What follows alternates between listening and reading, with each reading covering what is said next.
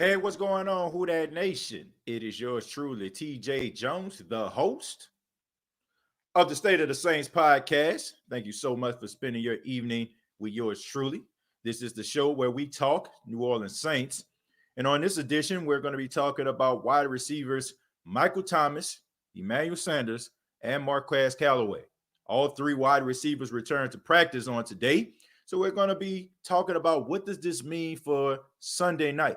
And also, I'm going to be talking about Alvin Kamara ending up on the injury list. How severe is the injury? Is it something we need to worry about? But I want to say thank you all once again for being a part of the podcast. This is the Interactive Podcast. This is the most interactive Saints podcast that you're going to find. I don't think you're going to find many podcasts like this. If you're new to the podcast, all you got to do is just put your comments inside the chat. We just kind of just go down the list, and any comments or questions that you may have, feel free to go ahead and chime in. But want to give a special shout out to all those filing in. Want to give a shout out to Brian, Phil, Ray, Who That Warlord, Zach, Saints Nation, my guy Chosen in the building, my guy, your boy Jay, Bell, Zoidy, TJ, Jermaine, and so many others. Oh yeah, can't forget about the OG, Jared Poor. Thank you very much for being a part of the podcast. So, Michael Thomas, Emmanuel Sanders, Marquez Callaway returned to practice. This is very good news for the New Orleans Saints. Huge news for the New Orleans Saints because we all know that the Saints need all hands on deck to be able to combat with the Tampa Bay Buccaneers on Sunday night. Now, this is going to be a dogfight. This is not going to be the game that we saw week one. The Tampa Bay Buccaneers, we got to give them credit. They have been playing a whole lot better. Seems like Tom Brady has developed a chemistry with some of the players on his team. The defense seems to be clicking on all cylinders. I feel like the game against the New York Football Giants was an anomaly. I think that they were looking past the New York Giants. This was one of those games where you probably look at a team record and the team went out there and gave you all that you asked for. The Saints will have Tampa's undivided attention. Okay, so we got to make sure that we have all hands on deck. Michael Thomas returning to practice. I think this is a good thing. Me personally, I think that Michael Thomas probably could have played last week, but the Saints didn't want to risk that. I think the Saints realized that they could have, the way that it was schemed, the way that they play against the Chicago Bears, they felt like they had some type of advantage. So, I mean, don't get me wrong, Michael Thomas being in the lineup would have been helpful. But I just think that the fact that the Saints have been winning opposite of Michael Thomas, it kind of gave him an opportunity to be able to rest up and not be able to rush back. People been giving Michael Thomas a lot of flack, especially like since he decided to sit out. He said his health is important to him. I ain't got no problem with that. I don't have an issue with that. I don't think that it has anything to do with him personally. I'm not buying into all this stuff that I'm hearing about behind the scenes. That's just the media trying to spread some rumors and stuff like that. They always feel like if there's some smoke, there got to be some fire somewhere. But you're seeing a lot of backtracking, a lot of moonwalking, a lot of Michael Jackson type moonwalking going on. So I think that Michael Thomas coming back is going to be a huge thing. He hasn't played since week one. So, I mean, honestly, every part of his extremity, for the exception of his ankle and thigh, should be pretty much good to go. And Emmanuel Sanders, I mean, this is another guy. I mean, it's not like he was injured or anything like that. I mean, he had COVID, which is very, very serious, but it didn't have anything to do with his extremities, So it was kind of like, you have 2 weeks to rest up, get yourself healthy, body-wise, mentally, and physically. And also Marquez Callaway. I feel like this is going to be a little bit of a stretch. I don't think that he is going to play this Sunday against the Tampa Bay Buccaneers. Looking at his injury, I mean, that was serious, folks. Anybody that ever, rolled up on, their ankle or something like that, or went up and put all that pressure on your ankle, coming down like that, that's not a good thing, man. It takes a couple weeks for that to happen. I'm pretty sure he probably was doing something extremely light and probably just, being at practice or whatever like that, just to give the Saints some type of competitive edge. I mean, the guy last time you seen him, he had 8 catches for 75 yards. And the Saints probably just thinking, Tampa, they got to account for this guy because, I mean, he can't be a factor in the game. But I don't see that happening, man. But I think that Michael Thomas and Emmanuel Sanders both will play in this game. I like the fact that the Saints, Drew Brees, has developed a chemistry with Emmanuel Sanders in the absence of Michael Thomas. We already know that Drew Brees and Michael Thomas have a chemistry, and we know Traquan Smith has developed a chemistry with Drew Brees along with other wide receivers on the Saints team. So I think that this is going to be one of those good games. I think it's going to be a nail biter. I don't think it's going to be a blowout. I don't think it's going to be one of those games where the team just flexes their dominance versus the other. This is going to be nip and tuck. It's going to be on edge of seat. This is going to be one of those games that, like I say, you're going to have your heart racing, straight up. And as far as Alvin Kamara is concerned, Alvin Kamara ended up on the injury list. It was a toe injury. He talked to the media today. He said it's kind of similar to if you kind of stub your toe on your bed frame or something like that. He said nothing really serious. I really don't know how serious it is. I mean, when the Saints have somebody, with a toe injury, like if you look at the injury list, it'll say something like Alvin Kamara toe. I mean, that can range from him stubbing his toe to his broken. The Saints don't really disclose a lot of injury information. We know that Sean Payton has come from the Bill Parcells School of coaching. So Bill Parcells did not disclose injuries and all that kind of stuff. So Sean Payton kind of following the footsteps, of Bill Parcells. So that's not the way that they do things. But I don't think it's going to affect Alvin Kamara's production. I don't think that it's going to stop him from doing the things that he does best. We're going to need Alvin Kamara in this game, especially like since you have two of the most athletic and talented linebackers in David and White coming to town. So I'm looking forward to seeing this game. I'm looking forward to Alvin Kamara, Michael Thomas, and Emmanuel Sanders playing a huge role and possibly getting that win over the Tampa Bay Buccaneers and getting us back atop of the NFC South.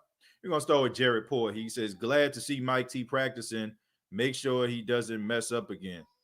I don't think he messed up before, man. I just think that was just kind of like a warning, I just think that was kind of like a warning to him, as far as like these media stuff coming out here. But I don't think it was nothing serious. Defense has to step up, and the media overhyping the Buccaneers. Honestly, I'm gonna be real with y'all. I haven't been watching the news like that. I've been watching sports. I mean, between me working overnights, man, trying to work on my sleep regimen, I really ain't been watching that much sports. And I didn't do a show yesterday because I was so tired, Who That Nation. And y'all know how I do, man. I don't want to do anybody a disservice. If I'm not really passionate about doing a show, or if I don't feel like I'm going to give you my all, I'm not going to do it. But I haven't been watching too much of the news because, quite frankly, I don't care. I don't care about what the media has to say about the Buccaneers. I mean, the Buccaneers on paper, they look pretty doggone good. I mean, you got Antonio Brown coming, and all that kind of stuff. Leave that to them. I don't care. Okay. I don't care if the Saints beat the Tampa Bay Buccaneers by 1 point. The fact of the matter is they beat them. So I don't care about what the media says. Let the media overhype them. Let the media sing their praises. Let the media talk about how the Saints don't have a chance. Let them talk about how Tom Brady done found his rhythm and all that kind of noise. They're fine by me. I can care less. All I want is for the Saints to go out there and play the best game they can possibly play and leave nothing on the field and nothing to be ashamed of. And I think that if you're looking at the team, when it comes to heart, when it comes to grit, when it comes to passion, when it comes to battle tested, I would pick this New Orleans Saints team anytime because I think we've seen over the past couple of weeks that the Saints are built differently. Okay, I just look at it that way. The Saints are built differently from the Tampa Bay Buccaneers, and people ask me all the time, like, TJ, how are you so sure about this? Why are you willing to put it all on the line for them? Because the Saints are battle tested. Who That Nation? It's not the prettiest way to win every single week, but at the end of the day, do you ever feel like the Saints are ever out of a game? Do you ever feel like the Saints gonna get blown out? Even when the Saints are down by 2 or 3 touchdowns, we still believe that at the end they're gonna be fighting to the end. It's probably gonna come down to a field goal, final possession. And some of the issues that we always talking about is those last possession, 55 seconds, a minute left, a minute 5 left. So this team is battle tested, man. It smells like smoke because it's been through fire. And I don't think that the Tampa Bay Buccaneers are built that way. I just think that the Tampa Bay Buccaneers are a team that's buying players for $2 for $3, or purchasing them from $99.95, and they just think that all of a sudden they just gonna win a Super Bowl. not that easy. Okay, teams take it very, very seriously. You don't think the Seattle Seahawks, looking at the development of Russell Wilson, the emergence of DK Metcalf, and what I'm saying, so many other players that are on that team. You don't think those guys take it personal that all of a sudden, Tampa put it together and all of a sudden they the class in the NFC. You don't think Sean McVay out there in Los Angeles, who's been building the Los Angeles Rams, been to the Super Bowl, I mean, in controversial fashion, but nevertheless, they've been to the Super Bowl. You don't think they take exception to that? You don't think the Packers take exception to it? And I know for sure the Saints take exception to it because Sean Payton was willing to drop 40 on them boys when he didn't even have to. So the fact is, they're gonna have to they're gonna have to worry about more than just the New Orleans Saints going forward, because not only are we watching what the media is saying about them, everybody else is too. And trust and believe, when people start looking at the media talking about other teams and singing praises, that just give them more and more ammunition to knock their tail off. So, yeah. Your boy Jay says Giants should have beat them, but that's another story for another day. Yeah, I mean, if Daniel Jones was a more of a above average quarterback, if that was Eli Manning, that would have been a dub. Okay, if that was Dak Prescott, it would have been a dub. The fact is, Tampa Bay Buccaneers look past the New York Giants and they hit them in the mouth. Okay, I mean, if it weren't for Daniel Jones, erratic quarterback play, then they probably would have lost that game. And if it wasn't for that pass interference call, which let's just be serious about this, Who That Nation. I put this on social media. I said if that cornerback was named Lattimore or Jenkins or Williams, it would have been pass interference. Okay. We know that the NFL loves Tom Brady. They give him the red carpet treatment. They give him the benefit of the doubt. And I just feel like that was pass interference, clearly. Okay. I want to put this into context for everybody. I want to put this in context for every person that's watching or listening to the State of the Saints podcast. Okay. Antoine Warfield ran into Dion, what's his name? Well, whatever. Dion Lewis. Yeah, Dion Lewis. His name Dion Lewis. He ran into Dion Lewis. They threw a flag. That was the very first time all year that a pass interference was called on a play and they picked up the flag. Now, you can go ahead and put your own little conspiracy theories to it, but I find it very ironic that it happened in a game that involved Tom Brady being a quarterback, and it's setting up for a big time matchup between two legendary quarterbacks. I mean, come on. That's the way I feel about it. I mean, you do the math. Thomas, thank you very much for the $2. Thomas Callaway and Sanders says, we back, biatch. Yeah, man. Definitely they back and we need them. We definitely need them. No doubt about that. We need all hands on deck. Corey says, sounds like hate, brother. Hate on what? I don't know what you're talking about. I guess, I don't know. Corey, are you like a Tampa Bay fan or something like that? Because I trust and believe, man. Like, there's nothing to hate about Tampa. You know what I'm saying? Why should Saints fans hate on Tampa? Like, let's be serious about this. Why should the Saints hate on Tampa Bay? Y'all been nothing for years. I just want people to understand this, okay? Tampa has been absolutely nothing for years. I'm not even going to go on this tangent. Tampa is nothing. They've been nothing. And when Tom Brady leaves, they will be nothing.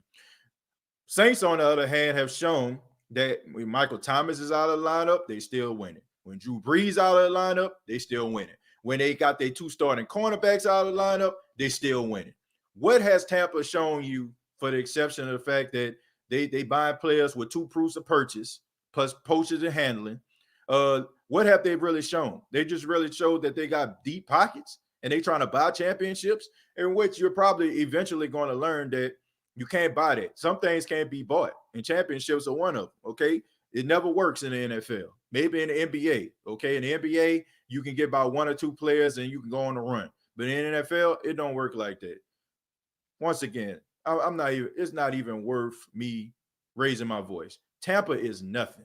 Tampa has been absolutely nothing. Tampa is the worst sports franchise in all the major sports. Okay, in all the major sports, Tampa Bay Buccaneers are the worst overall record. The Tampa Bay Buccaneers have not been to the playoffs in 13 years. The last time the Tampa Bay Buccaneers went to the playoffs, I'm not lying to you all, I was sitting in my dorm room at Jackson State University. I haven't been to college, yes, in about 13 years. So for Tampa to feel like somebody hating on them, y'all have been irrelevant.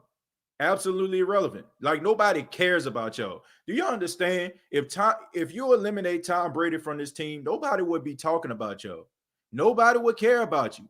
Tom Brady brings you all to primetime television. He catapults you all into mainstream. He's the reason why Monday Morning Quarterback is talking about your team. You guys are just an extension on Tom Brady. And if you eliminate him, once again, nobody will care about you. It's just a fact. The Saints, Panthers, even throw the Falcons in, they have been a class of this division. You all have been the bottom feeders. You have been down in the sewer with Donatello, Leonardo, Michelangelo, and Raphael. That's where y'all been. And when the Saints whoop y'all ass on Sunday, you can go down there, hang out with Donatello, eat some pizza, and get tipped from Master Splinter where y'all been all this damn time. All right, so I have no reason to hate on Tampa Bay.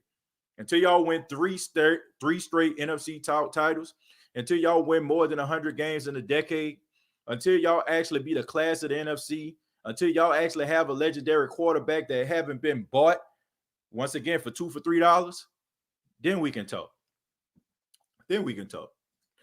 Tim, as much as we love seeing the Saints blow out teams, I feel like that was what kept us from being real dogs, like the team now has heart. I really feel like they got heart. They got a lot of heart, man. They showed me something against Chicago. I was questioning. I don't know if y'all saw a couple weeks ago, but I was calling them boys soft, but after that game against Tampa, when I seen that, I'm like, okay, they got some dog in them. It's somewhere. They got some dog in them, man. They got some dog in them. I give them that. We're going to hit them in the mouth next because the media keep talking, saying the Buccaneers are all that because they have all these weapons, but they forgot about our team, about the Houdas. All I got to say is, Jesus, it's very, very simple. If Tom Brady was doing what Drew Brees has been doing for the last 3 games, honestly, man, you wouldn't hear the end of it. Drew Brees has went out there with undrafted free agent and guys on the practice squad, and the Saints have won 4 straight games. The Saints have not played with the offensive player of the year, the guy who had the most receptions out of anybody in NFL history last year and had more yards than anybody in the season last year. They've been playing without this guy. The Saints went to Detroit and played without 2 of their starting cornerbacks. The Saints have been playing like with no 1 or 2 starting wide receivers. If Tom Brady was doing what Drew Brees is doing, they would still be adding to his greatness.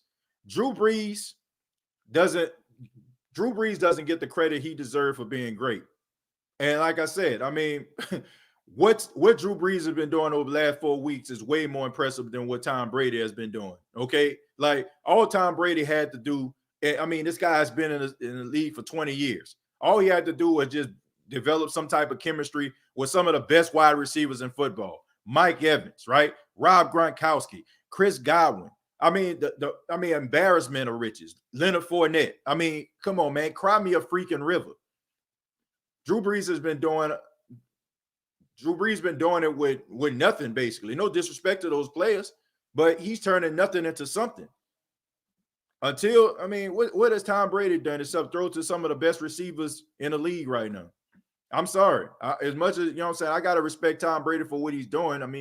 Him being 43 years old and out there balling like that, I give him credit, but let's not pretend like Drew Brees ain't out here doing it too. We ain't seen Tampa in so long, we forgot where they is on the map, the playoffs. Thank you very much for $5. I appreciate that, man. Tampa O-line makes the Saints secondary look good. Is Quan getting healthy? Him and Davis finna be a problem. Quan Alexander, I like to pick up. I know people have been giving, there've been a lot of red flags about Quan Alexander, talking about him missing tackles and stuff like that. But I still think he brings an interesting dynamic, especially in pass coverage, man. So I'm looking forward to seeing him play. Will be a matchup problem for Tampa or any other team in the NFL with Thomas and Sanders back. Tampa has shown Jack, and they took Tony Dungy's team. Yeah, basically. Uh, who baby heard your TJ? There's favored by 6. They favored by 6. I actually love when we're the underdogs. We play free and with so much passion. Yeah, I mean, if they 6-point favorites, that's fine. I can care less, man. I don't think they're gonna win by 6 points though. I already read that. Derek Poor, got my boy Spark giving you a shout out there. Draper says, do you think Quan gonna play? I don't think so. I don't think he's gonna play. If he do, it's gonna probably just be on a snap count. They probably put him in for a couple plays. I thought you were going to go on a rant, but facts, who that? Nah, I mean, it's pointless at this time, D Higgs. You know, I mean, no need to go on no rant about no Tampa Bay Buccaneers. Like, it's pointless. It's pointless to go on a rant. I use Tampa jersey to wipe off my dirty ATL rag jersey. Ernest, yeah, man. Look, it's not even a competition. Like, seriously, it's not even a competition. Now, they do have the same amount of championships. Like, I don't want to take that away from them. We both have one championship, but you know, the thing about that is when the Saints won a championship, they consistently became relevant after that. You know, Tampa in 03, you know, they won that championship, and then after that, they just went on a downward spiral. Like, they just started, you know, just putting trash on the field. Coach after coach, coordinator after coordinator, GM after GM. Like, it was a revolving door, you know. The Saints, you know, over the past couple of years, even though they haven't been back to the Super Bowl, they've been relevant. They've been winning games. They've been winning, you know what I'm saying, NFC South titles. You know, Drew Brees been cementing his legacy. Sean Payton been cementing his legacy. You know, offensive explosions. You know what I'm saying? Like, bad luck in the playoffs. But the key word is playoffs, right? People talk about, man, y'all blew that. Y'all blew that. Y'all blew that. But we blew it in the playoffs. Why are you talking about a team blowing it when it went to the playoffs? Okay, you know what I'm saying? Like, that makes no sense. And it's not like how it is with Atlanta, right? Like, I know we don't like Atlanta, but to a certain extent, at least Atlanta, when they talk about the Saints, it make you feel some type of way because they're competitive. Like, they'll go to the playoffs. They haven't been in a while, but they'll go to playoffs and stuff like that. But even with Carolina, but Tampa, like Tampa, this is when Tampa throws a shot at you, it's almost like an infant child is punching you in the leg. That's what it feels like to me. It's like an infant child punching you in the leg. It's not effective at all. It don't hurt. You kind of got to look around because it feels like a mosquito bite. That's what it feels like when a Tampa Bay fan is trying to insult me or trying to insult the Saints fan base. It's laughable. It's absolutely laughable. And honestly, who that nation, they can go on to possibly win this division, but it's still not going to knock the taste of suck out of their mouths. They stink.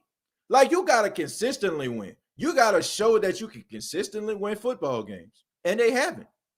It's not me hating on them. Like, it's good. I'm happy that the fan base has something to cheer for. But why are we acting as if these dudes have always been here? Like, y'all were afraid to even get into conversations that involve Panthers, Falcons, and Saints fans. You'll see like little trickles of it. You know what I'm saying? Like you say, like you'll see little particles of Bucs fans coming in talking. You know, like you'll see little particles of them. When we having conversations about the South, you might see a Bucs fan come in. But besides that, nobody was talking about, like, I never heard this much loud noise from Tampa Bay Buccaneers fans as long as social media has been out here. Maybe y'all have, but I have not. The Saints are the most disrespected team in the league. Well, in a way, I can understand why, Trey. Because when the Saints are expected to win, when they expected to go to the Super Bowl, when they expected to, at least end up in the NFC Championship game, they under deliver. They underperform. It does make you mad as a Saints fan because you feel like they should be talked about. But like I said, I just think that the Saints are like a glitch in the ecosystem, right?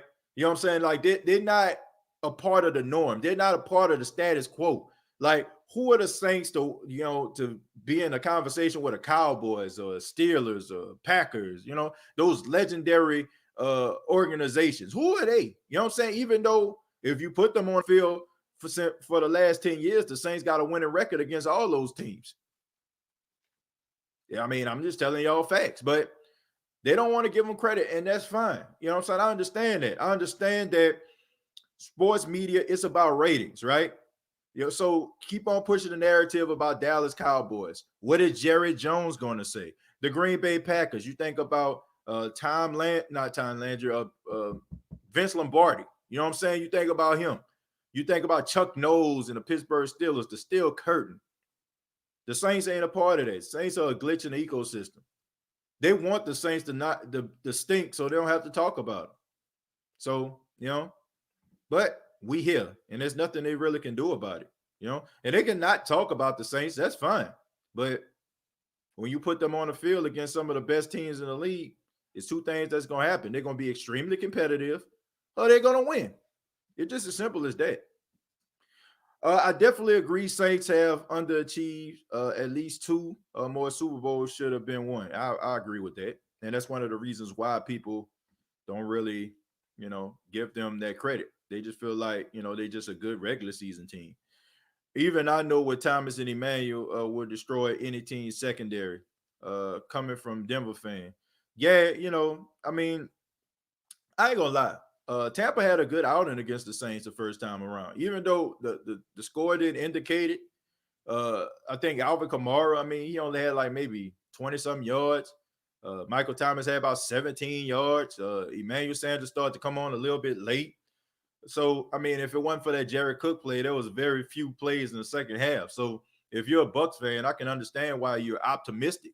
If it wasn't for that pick six by Janoris, we probably would be having a different conversation. But it's not going to be that way this time around. I mean, teams get better, more game film, more different looks. Because at that time, I mean, the Saints didn't really know how to approach Tom Brady. I mean, they didn't know what type of offense he was going to run. So, screen to Kamara should be banned. We use it too much. Well, if it's working, if it ain't broke, don't fix it. That's all I got to say. Saints aren't the biggest money market. Yeah, I mean, that's what it's all about. It's about the biggest money markets, and it's about nostalgia. We all know that people just can't get away from nostalgia. Those nostalgia acts, we love that. We love nostalgia. We love just watching some of those old football games. You know what I'm saying? Like when the smoke, is blowing out of the mouth of the football players, the frozen tundra of Lambeau Field. Look, listening to Steve Sorbo, like, on NFL Films, we love that stuff, right? So it's just that type of stuff, they kind of hold on to, but I don't care. The Saints here, and there's nothing really they can do about it. At least get more creative. Felipe, you have to understand, man, the Saints were like behind the eight ball over the last couple weeks offensively. You got to think about all of the pieces that was missing, man. Michael Thomas, I mean, think about this. Think about how many plays the Saints can actually run now that Michael Thomas is back, because he demands a double team. He demands like an extra look. So there's different matchups the Saints can actually exploit due to Michael Thomas being on the field. But when he's not on the field, teams can actually scheme a completely different way. So maybe now that Michael Thomas is back, you'll be able to see different dynamics of the offense. That's the way I feel about it, at least. Michael Thomas might go for $150. I don't know, man. He might. I think he's gonna have a better game than last time. He might get about 70 yards. We're gonna have to mix it up for Bucs defense. I see us winning this one. Yeah. Well, the Saints gonna have, like, I can see the Saints winning. But I can tell you how they can win. They got to expose that secondary. That secondary is very suspect, and they let a lot. They let a lot of plays get behind them, but we all know, sometimes, Drew Brees, we all have that little debate about him throwing the ball down the field. But if the Saints actually like threw the ball and was aggressively like throwing the ball down the field, like, they can torch the Buccaneers. Their secondary is very young and inexperienced, and they make a lot of mistakes, and they be out of position quite a bit. Like that play with Daniel Jones threw that interception in the second half. I mean, Shepard was open, wide open. I mean, he would have hit his head on the goalpost if Daniel Jones would have looked up the field, or would have stood strong in the pocket a little bit longer. So I mean, it's been a couple of times, but hey, it is what it is. He changed the whole offense. Yep. I mean, you got to add to that. I often tell this story. It's the NFC Championship game back in 2018. When Josh Hill went out, and Sean Payton was like, we had to scratch 42 plays because Josh Hill wasn't there. So imagine how many plays they had to scratch because Michael Thomas ain't there. If Josh Hill, you had to scratch 42 plays. Imagine how many different scenarios and different offensive plays you have to scratch now that Michael Thomas ain't there. I want to put that into perspective. I want you all to put that into perspective. The fact that he's not there, and how much this guy demands, from a defense. Can't wait to let Dante focus on punt returns. He's been great, but I can see the difference every return. Oh, he gonna flip the field in this game. I don't know if people pay attention to this, but the Tampa Bay Buccaneers special team is suspect. I mean, if y'all notice in week one, Deontay Harris, he was shifting the field. If you look at that game against the Giants, they were shifting the field. So, I mean, the Tampa Bay Buccaneers have a very suspect special teams. And I know people like, man, special teams. Nah, special teams is important, man. Flipping that field is important, folks. Like, it is important. Like, if Deontay Harris gets the ball at the 30 and he gets 20 yards, you know what I'm saying? That's midfield right there. That's half a field the Saints have to go. So all you have to do is get about 15, 20 more yards for a field goal, by Will Lutz, and that's points. So that's very important. So, I mean, they suspect. Their special team is suspect. Very, very suspect. And also, I also tell you what they also suspect. Now, if I'm the Saints, I would not suggest them running halfback tosses and halfback stretches, okay? Because that feeds into the strength of the Tampa Bay Buccaneers. They have extremely athletic linebacker, just like Danny Trevathan, just like Roquan Smith. The Saints struggle when they go up against elite hybrid linebackers. But I'll tell you this, they're very suspect running up the A-gap, running up against Vea and running up against Sue. Sue is sometimey, right? Sue doesn't go hard every play. He don't. Sue is lazy. It's a fact. You know what I'm saying? I'm not saying nothing that nobody don't already know. The Ndamukong Suh is lazy. He plays when he wants to. If he doesn't feel like he's motivated, he's not going to play at all. You know what I'm saying? So if I was the Saints, I'll run right at him. I'll run right at Vea. Vea just a big body. You know what I'm saying? He ain't really stopping no run and plugging up no holes or nothing like that. Teams, for some apparent reason, teams just see these two big guys in an A gap and they just assume like they're going to stop the run. But I feel like Eric McCoy, and now that Cesar Ruiz is starting to develop, I don't know if y'all noticed this or not, but young man been balling out. So I'll run it right in their face, right up the middle, right with Latavius Murray, right with Alvin Kamara. And because there's no answer for that. There's absolutely no answer for that. And you at least get to the second level. In the second level, maybe, you know what I'm saying, you can, break a tackle or something like that from David and White. Good luck with that. But I'll run the ball right up the middle. They suspect. I'm telling you, they are absolutely suspect. Most of their big explosive plays don't come from them running the ball from left to right. It comes right up that A gap. So, I mean, if you don't believe me, go watch the game against the Giants and go watch some of those other games where see what other teams are successful.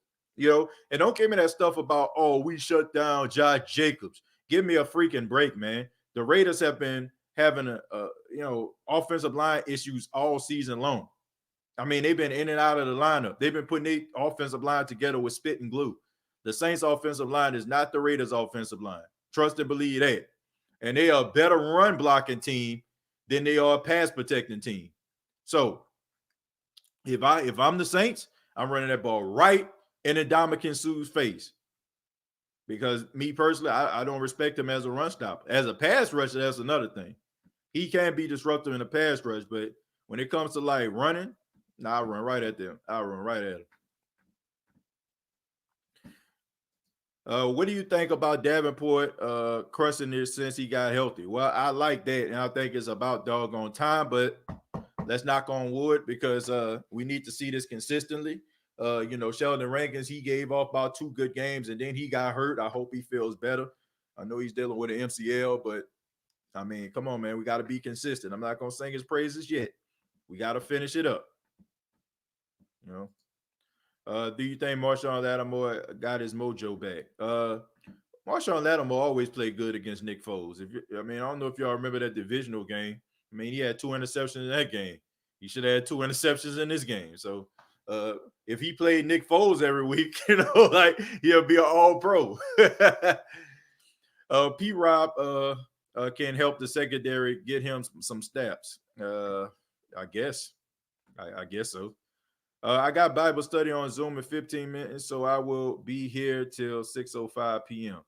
Okay, man. Well, I understand that. Pray for me, man. Pray for me. Pray for everybody, man. We all need prayer out here in this world, most definitely, man. Ike says, I believe in the secondary. We can turn it around. Well, I appreciate your optimism, Ike, but I'm not. Okay. I just feel like what we see is what we get. We gonna get a lot of we're gonna be frustrated with this secondary all season long. I mean, if they haven't fixed these issues yet, they never will be fixed. And I think at this particular point, we just playing ourselves if we feel like they just automatically just gonna turn a corner and just channel they inner Legion of Boom or something. Like we just gonna have a secondary that's gonna be frustrating to us, and we're gonna have to pray and keep our lucky rabbit's foot and our fully clover, close by, or our lucky socks. We just gonna have to do that, man, dealing with this secondary because they're going to continue to make mistakes, in my opinion. I mean, if they haven't fixed it yet, then what indication do we have that they will? Toss Keys says we need to put Brady on his tail, TJ. Yeah, I mean, they got to get pressure on him. But in the Saints, they have the players to do so. They have the pass rush to do so. My only issue with the Saints pass rush is it's not consistent. Like they start off high. Like I'll give you a prime example. In the Raiders game, right? I mean, it was getting pressure on Derek Carr at the beginning. And all of a sudden, it stopped. Last week, last week against the Bears, they were getting pressure on Nick Foles in the beginning. And all of a sudden, it stopped. And then, of course, the end of the game, they start getting sacks again.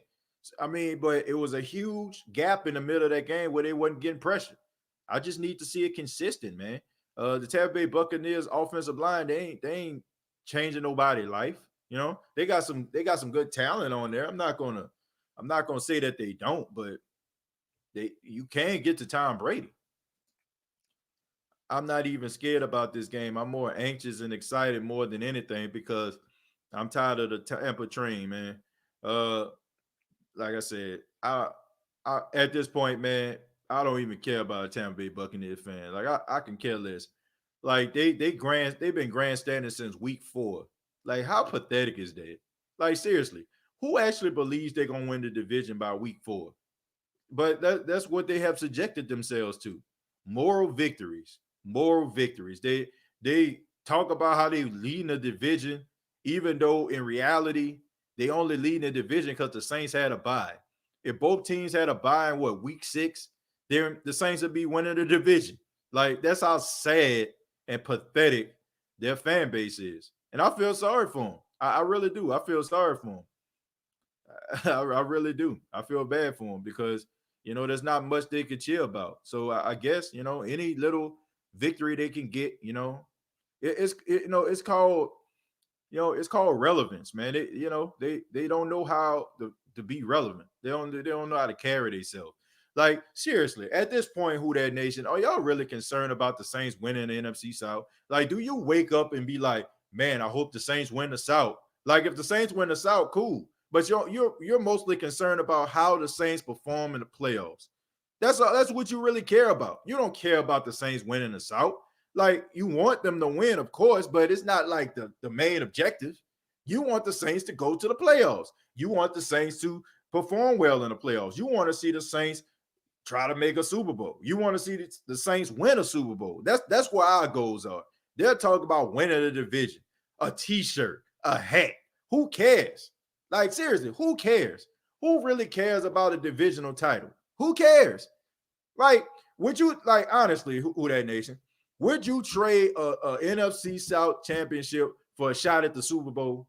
I'm pretty sure every single person in the Who That Nation would say, hell yeah. Just a shot. Not saying that you're going to win a Super Bowl, but just a shot to go to the Super Bowl against an AFC opponent to try to win the game.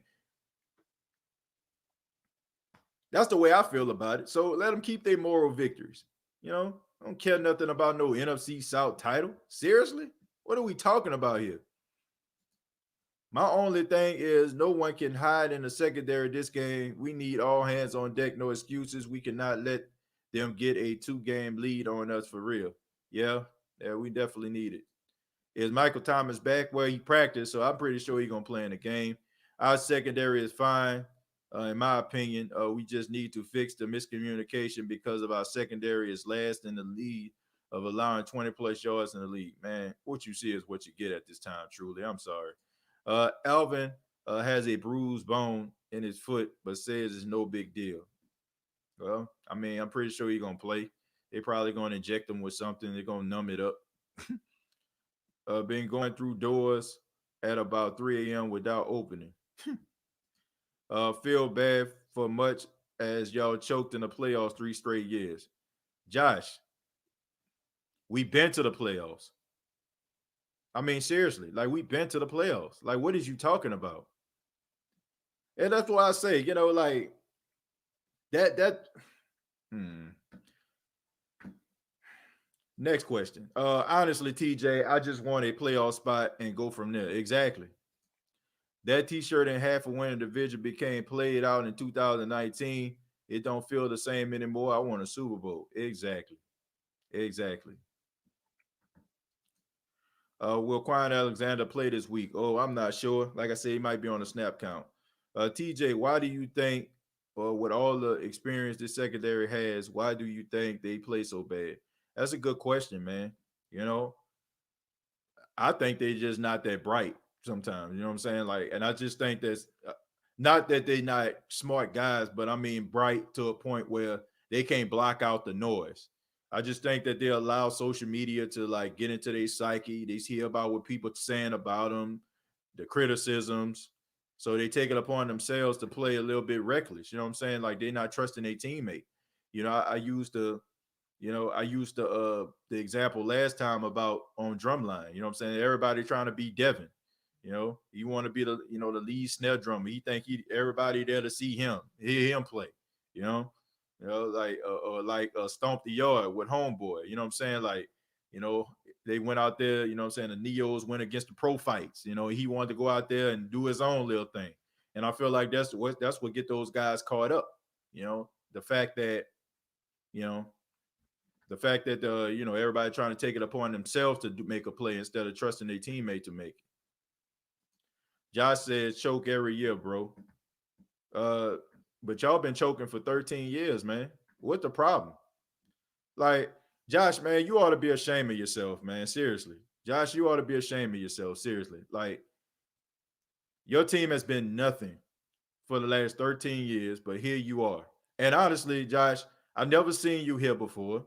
I never seen you comment on the State of the Saints podcast. I never seen you in any of the groups. I never seen you really go hard for your team at all. As a matter of fact, looking at this logo, it looked pretty doggone new here. You know what I'm saying? So probably about as new as y'all jerseys been looking these last couple, weeks. I mean, haven't been through one rinse cycle. Like y'all haven't used Tide, Gain, Cheer, nothing on these jerseys. Y'all grandstanders, y'all fake fans, y'all phony. Y'all don't rep hard for your team. You only rep hard for your team when your team is relevant, and it hasn't been relevant for 13 years, dude. So do yourself a favor. You're embarrassing yourself right now, first and foremost, until you consistently win. I'm talking about consistently. I ain't just talking about now that Tom Brady here and y'all done won 6 games. Until y'all consistently win games, okay? Consistently prove that y'all a relevant franchise. Just stay away from Saints groups, man. Like, go to these little Tampa groups, you know what I'm saying? Y'all go interact with one another, pat each other on the back, you know what I'm saying? Be like them Golden State Warrior fans was for the last couple years. I've been a Golden State Warrior fan, but don't know Latrell Sprewell, don't know Chris Mullins, don't know Tim Hardaway, don't know none of them people. That's kind of what y'all are, grandstanders. Grandstanders. So, like I said, man, until y'all actually consistently win, please stop coming to Saints groups. Y'all embarrassing yourself. This is embarrassing. Like, I feel bad for this man. Don't y'all feel bad for him? Don't y'all feel bad for Tampa Bay fans that they feel like now that they won 6 games, they feel like they can come and talk about anybody? I don't know. This is sad here. Sad stuff, man. Your team trash when the homeless don't have division champ shirts. Josh, these are men here, sweets, and training bras is squeezing your brain. Yeah, I don't know, man. This is embarrassing, man. This is embarrassing right here. We're gonna read a few more, man. Then I'm gonna get up out of here, man. I'm gonna try to take me a little nap before I have to go to work tonight. Drew Brees is playing like a top 5 quarterback. Yeah, he is, man. He deserves at least one MVP vote. You know what I'm saying, from somebody. Bucks are still a bum team. Let's see. Josh, thank for the 399. He says, no hate, all love here. A donation for you. I appreciate that, Josh.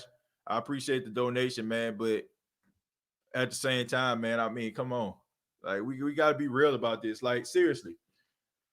I'm not going to, like, I look at it like this, right? So I'm pretty sure everybody here, if you like New Orleans, you like the Pelicans, right? So let's just say, for example, if the Pelicans end up going to the playoffs next year, right? And let's say they make it all the way to the Western Conference Finals. I'm not going to talk trash to no Laker fans. I'm not going to say, we here, man. We up in this thing. Man, no, hold on.